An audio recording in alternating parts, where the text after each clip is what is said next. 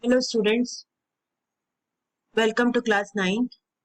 I am Kiran Gundegaonkar and I am going to teach you social science this year. In the last year class 8, you have discussed about the three subjects of economics, that is three parts of economics, that is history, civics and geography, and this year we will introduce one more subject of SST, that is economics, which deal with the specifically the economic activities.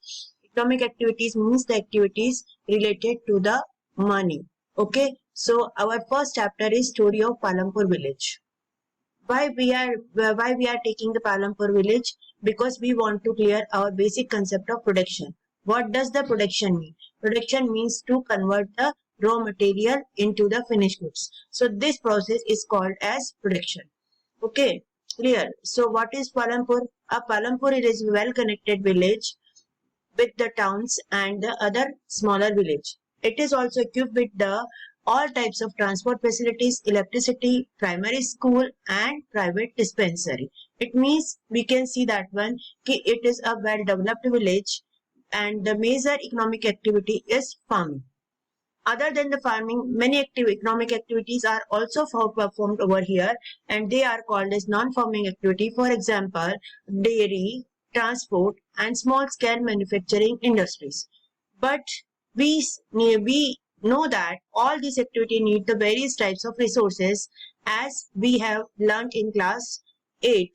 Various types of resources, that is natural and man-made resources.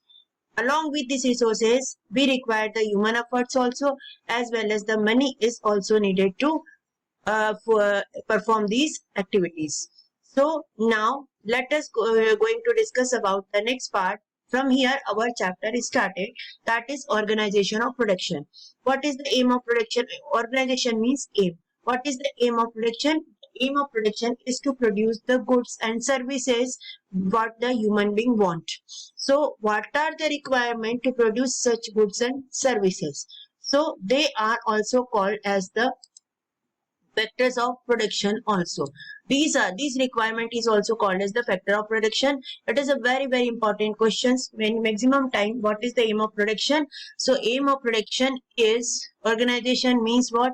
Organization means aim. You can see that one in the book, aim of production. What is the aim of production? The aim of production is to produce, write down please, to produce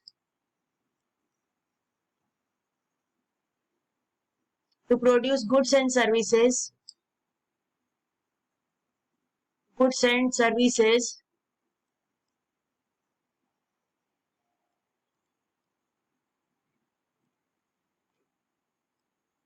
what human being needs. What human being needs.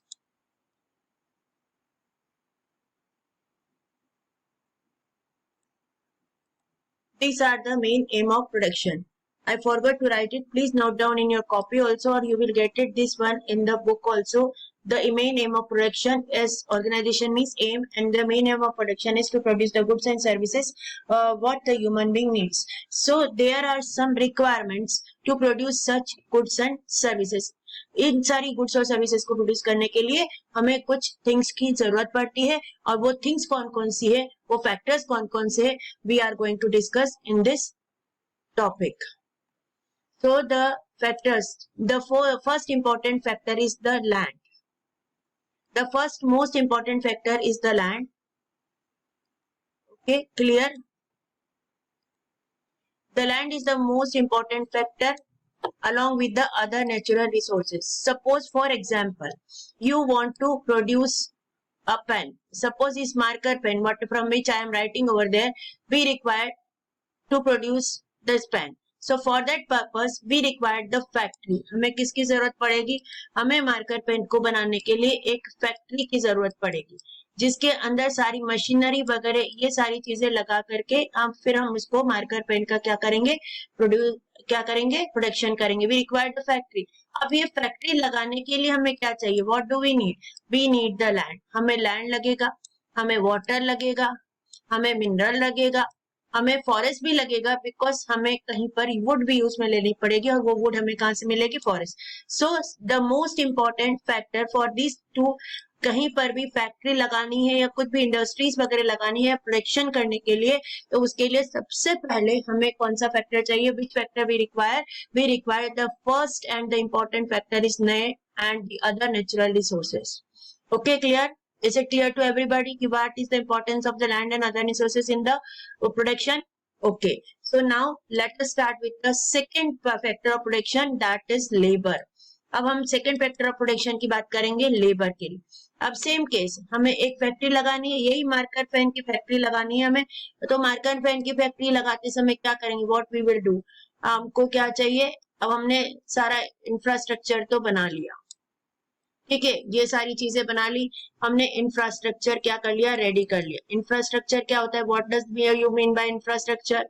Infra क्या होता है कि हमने land ले ली, ठीक है, उसके ऊपर हमने क्या कर लिया, बिल्डिंग बना ली. क्लियर? आया समझ में? लेकिन हमने बिल्डिंग बनाई कैसे? The main question arises that कि from how did we from the building कैसे बनेगी? तुम बोलोगे सीमेंट और इससे सारी चीजों से अरे बनाने वाला भी तो चाहिए, तो बनाने के लिए किस चीज को, कौन को बिल्डिंग को बनाने के लिए किस चीज की जरूरत पड़ती है? एक हमें मैसन की जरूरत पड़ती, कारीगर की, ठीक है, जो कि एक स्किल्ड वर्कर है, क्योंकि उसको स्किल्ड है, उसको पता है कि बिल्डिंग कैसे बनता है. हमें आर्किटेक्ट की जरूरत पड़ेगी, क्या पड़ेगी, आर्किटेक्ट, हमें आर्किटेक्ट की जरूरत पड़ेगी. आर्किटेक्ट मतलब कौन होता है, जो डिजाइन करता है कि क्या कहाँ पर क्या होगा, किस तरह से होगा, तो उसको अपन क्या बोलते हैं, आर्किटेक्ट बोलते हैं. ठीक है, क्लियर? फिर उसके बाद सेकेंड थिंग हमें क्या पड़ेगी, लेबर्स की जरूरत पड़ेगी, मजदूरों की जरूरत पड़ेगी, जो सामान को इधर से उधर ले जाएंगे, कहीं से ईंट लेके जाना है, कहीं पर वो लेके जाना, ये सब चीजों के लिए क्या है, स्पेसिफिक स्किल की जरूरत नहीं पड़ती. तो ये जो लेबर रहते हैं वो कौन सी इसमें कैटेगरी में आ जाएंगे, अनस्किल्ड लेबर में. लेकिन ये जो मेसन है और ये जो आर्किटेक्ट है, ये जो सारा प्लानिंग करेंगे, ये दोनों मिल करके कौन से इस कैटेगरी में चले जाएंगे, ये चले जाएंगे स्किल्ड वर्कर्स की कैटेगरी के अंदर, है ना? आया समझ में? क्लियर? तो इस तरह से किसी भी काम को करने के लिए हमें जितनी जरूरत लैंड और अदर रिसोर्सेज की होती है, उतनी ही लेबर्स की होती है. और लेबर्स टू टाइप्स की होते हैं, there are two types of labour. First one is skilled labour, they are well educated और ट्रेन्ड एंड और trained, okay, clear, and have skills.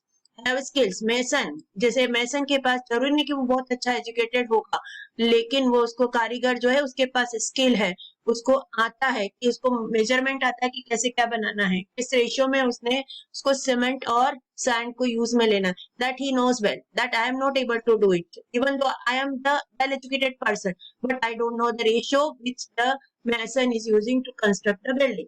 Okay, clear? So either they have the skill, they are educated or trained. For examples, doctor, professor, engineer, planners, managers.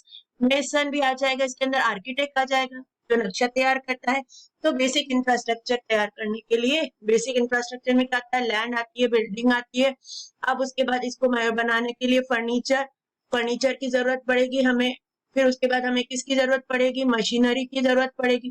तो ये सारी चीजें जो हैं, ये वाला चीज और ये वाला जो पार्ट है, ये जो सारा पार्ट है, इन सबको इकट्ठा बनाने के लिए हमें किसकी जरूरत पड़ती है, wasting we required the labour. ठीक है, मशीनरी बनाने के लिए भी लेबर की जरूरत पड़ेगी, फर्नीचर बनाने के लिए भी स्किल लेबर की जरूरत पड़ेगी. फिर लैंड और बिल्डिंग बनाने, तो लैंड के लिए किसी की जरूरत नहीं पड़ती क्योंकि ये नेचुरल रिसोर्स है, लेकिन बाकी लैंड के ऊपर बिल्डिंग को इंफ्रास्ट्रक्चर जो है वो क्रिएट करने के लिए हमें किसकी जरूरत पड़ती है, लेबर्स की. एंड दीज लेबर्स में बी द स्किल्ड वन और the unskilled one. Now you are able to understand the difference between the skilled and unskilled workers. Good. Now okay, now let us proceed to the third factor of production, and the third factor of production is physical capital. Okay, clear? Physical capital means physical capital. अब आपको question mark आ जाएगा कि capital क्या होता है, what is the capital. अभी तक capital मतलब क्या होती थी, व्हाट वाज द कैपिटल क्या थी, कैपिटल इज द, वो जो थी वो क्या थी, वो कुछ और नहीं, स्टेट की कैपिटल रहती, हर स्टेट की कैपिटल होती है. लास्ट स्टेट हटवाया था, सारी स्टेट्स की कैपिटल याद करो. So what is this capital means the मतलब वो वाली कैपिटल का मतलब क्या था कि that from where the government can run everything. जैसे India country has own is capital, है ना, आया समझ में, क्लियर। लेकिन यहाँ पर कैपिटल का मतलब क्या है, यहाँ पर बेसिकली कैपिटल का मतलब है मनी। किससे रिलेटेड है, मनी से रिलेटेड है, पैसे से रिलेटेड है, ठीक है। और ऐसी सारी चीजें जो कि क्या चाहिए, ऐसे सारे इनपुट जो प्रोडक्शन के ड्यूरेशन में हमें जरूरत पड़ेगी, they are called as capital. Okay, clear? So there are two types of capital. First one is the fixed capital and second one is working capital. Fixed capital मतलब ये जो machinery है, अभी मैंने इंफ्रास्ट्रक्चर की अपन ने बात करी थी, एक इंफ्रास्ट्रक्चर को क्रिएट करने के लिए, प्रोडक्शन के लिए इंफ्रास्ट्रक्चर क्रिएट करना पड़ेगा, और उस इंफ्रास्ट्रक्चर में हमें अलग अलग चीजों की क्या करती है, जरूरत पड़ती है। जैसे हमको किसकी जरूरत पड़ी, बिल्डिंग की जरूरत पड़ी, ठीक है। फिर उसके बाद हमें फर्नीचर की जरूरत पड़ी, फिर उसके बाद हमें मशीनरी की जरूरत पड़ी, फिर उसके बाद हमें टूल्स की जरूरत पड़ी उसके अंदर ही, क्योंकि बिना टूल के कैसे बनाएंगे। तो ये सारी जो चीजें बिल्डिंग मशीनरी टूल्स वगैरह हैं, तो ये एक बार अपन ने इसके अंदर इन्वेस्ट कर दिया तो बार बार इनको वापस पैसा लगाने की जरूरत नहीं पड़ती है। And these things can be used for क्या, ये जो बिल्डिंग है, ये फर्नीचर है, ये टूल है, ये मशीनरी है, ये सारी चीजें क्या कर सकते हैं हम लोग, we can use it for the long period of time for the production. और there is no need, one time investment is required, other time the investment is not needed. Okay, clear? So that's why this is the most important factor of production. Okay, clear? आ गया समझ में आज तक? So next one is we are going to discuss about the working capital. Working capital means ऐसी capital जो कि हमें क्या है, ड्यूरिंग द प्रोडक्शन प्रोसेस, अभी नहीं जरूरत, लेकिन जैसे ही हमने मार्कर का प्रोडक्शन करना शुरू कर दिया, आपने मार्कर का एग्जांपल लिया था तो मार्कर का प्रोडक्शन करना शुरू कर दिया। अब मार्कर के लिए क्या चाहिए, प्लास्टिक चाहिए, इंक चाहिए, फिर उसके बाद बहुत सारी चीजें चाहिए, उसके शेप्स के लिए वो चाहिए। ये सारे क्या है, रॉ मटेरियल है। तो ये सारी चीजें क्या होगी, रॉ मटेरियल। तो जो रॉ मटेरियल होगा उसको हमें जैसे जैसे जरूरत पड़ेगी वैसे वैसे खरीदना पड़ेगा, और फिर इसके बाद हमें एम्प्लॉयज को वेजेस देना है, फिर उसके बाद अलग अलग छोटे छोटे पेमेंट्स करने स्टेशनरी के लिए सारे। तो ये जो सारे रॉ मटेरियल्स है और money in hand, they are togetherly called as the working capital which is required during the process of production. Then last capital is human capital. ठीक है, next factor of production is human capital. इन तीनों factors को इकट्ठा करके उसका positive productive result देने के लिए जो जिस फैक्टर की हमें जरूरत पड़ती है वो फैक्टर कहलाता है ह्यूमन फैक्टर और ह्यूमन कैपिटल। और इसके बारे में हम लोग नेक्स्ट वाले चैप्टर में डिटेल में पढ़ेंगे। अभी ये चैप्टर को, यूनिट को हम यहीं पे खत्म करते हैं। अब अगले वाले वीडियो के अंदर, अगले वाले सेशन में हम लोग फैक्टर्स ऑफ प्रोडक्शन जो था, कौन से फैक्टर्स ऑफ प्रोडक्शन, बाकी के तीन जो फैक्टर्स ऑफ प्रोडक्शन है कौन कौन से, लैंड, लेबर और फिजिकल कैपिटल, मेनली पे कैपिटल, इन तीनों चीजों को हम लोग नेक्स्ट इसमें डिटेल में पढ़ेंगे और इसको फाइनलाइज करेंगे। Thank you.